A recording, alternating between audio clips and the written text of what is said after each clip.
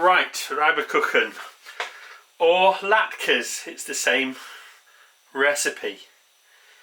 Reibekuchen, the first time I had these was in a fairground in Germany in the 70s, and they were really gorgeous. They was pretty standard fairground fare at the time, and the queues or the lines for the Reibekuchen trailer was always quite long, but well worth the wait. And it's a really simple potato pancake. It has some similarities with American hash browns, but the similarity draws an end with the last two ingredients I'm going to show you.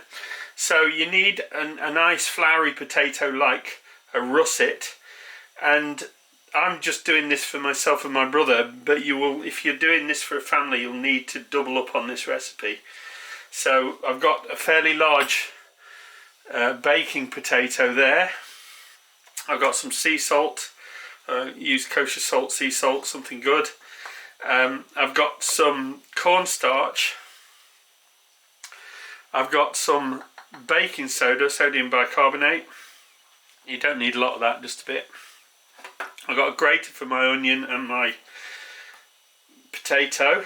I've got a little bit of apple sauce because these are really nice served with apple sauce, and that was the way they were served in the German fairgrounds at the time, and probably still is.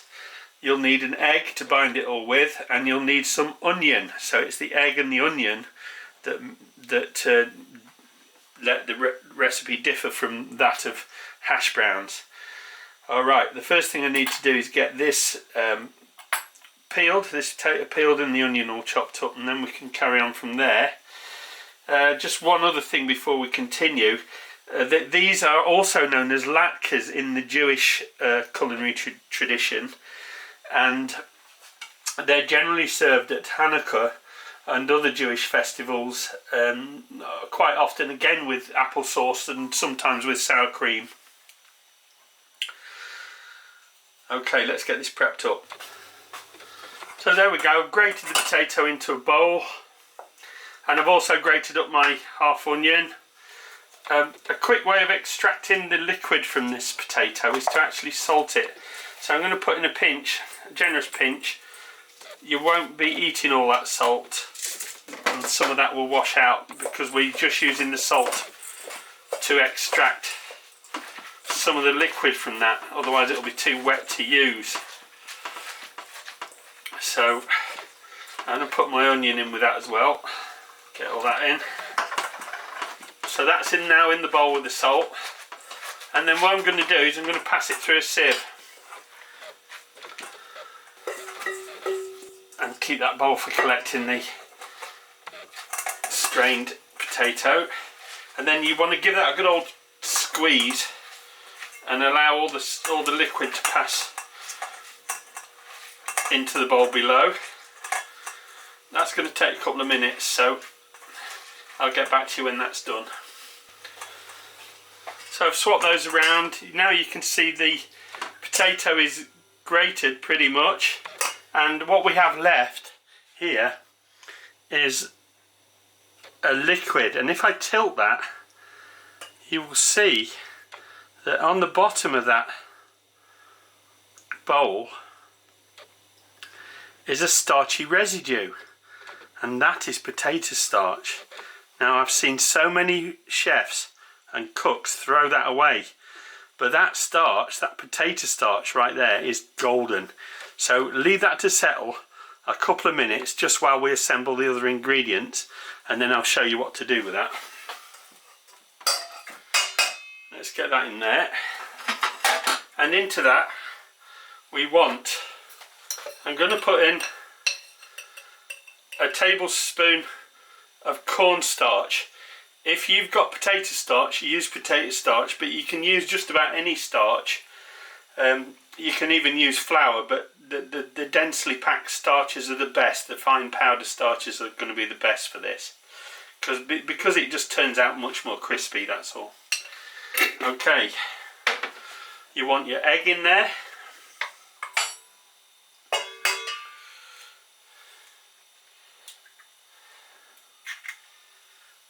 a little pinch more salt. Just a little pinch, not too much. And you want about half a teaspoon of baking powder. So just about that much. Just that. And that will do it. So now what we're doing is we're going to strain off the liquid off this if we can. It'll stick to the bottom pretty much because it is very starchy. So you just, I was just off camera there, just pouring off the liquid, so you end up with just that starchy residue. Now look at that. That is golden. You don't want to be throwing that away if you're making this dish. So I'm giving it a good old mix. Mix in really well because you want all those ingredients well mixed. And then the next thing we do is get that frying. So I've got it on about 2/3 of my heat. There's a nice hot pan. I'm pouring in about 4 tablespoons, maybe a little more, of sunflower oil. And I'm just going to drop in a fairly large amount and press that down. I'm only going to do 2 at a time because I don't want to cool off the fat too much. And the size of these isn't really important. The important thing is that you're using the size that you can manage. So just let that cook. Okay, you'll start to see them brown on the corners like that. So this is the time to flip them.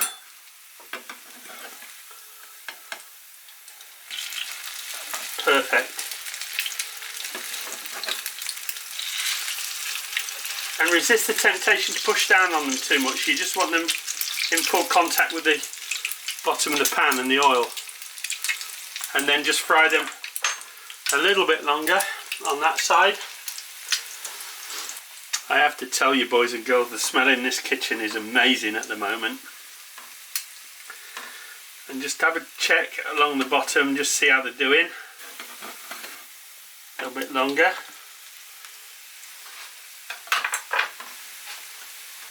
The little bit of bicarbonate of soda or baking soda in there will help them to rise up a little and keep their excellent shape without them going too flat.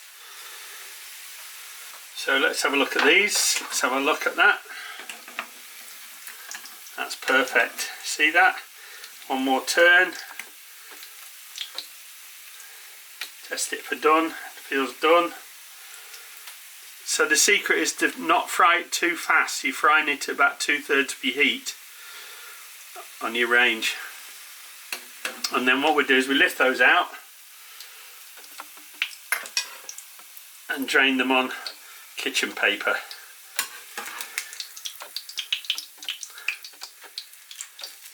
Like that. I'll get on and fry the rest of them off camera and then we'll serve them up. Right, I'm going to taste this. Let's cut into it. And that's right, they're nice and soft in the middle, crispy on the outside.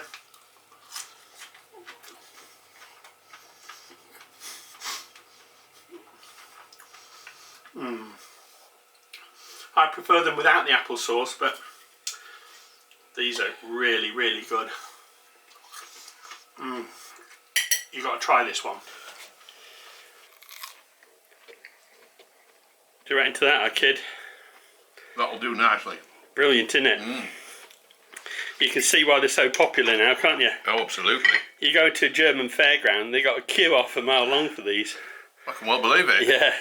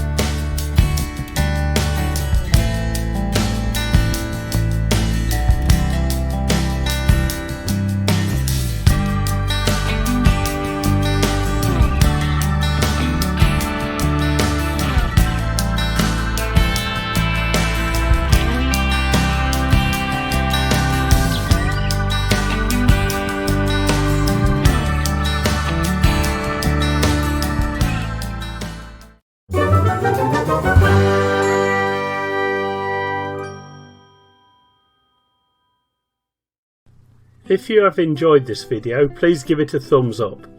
If you would like to follow my channel, please subscribe and be sure to click the bell icon to receive notification of all my upcoming videos. Thanks for watching.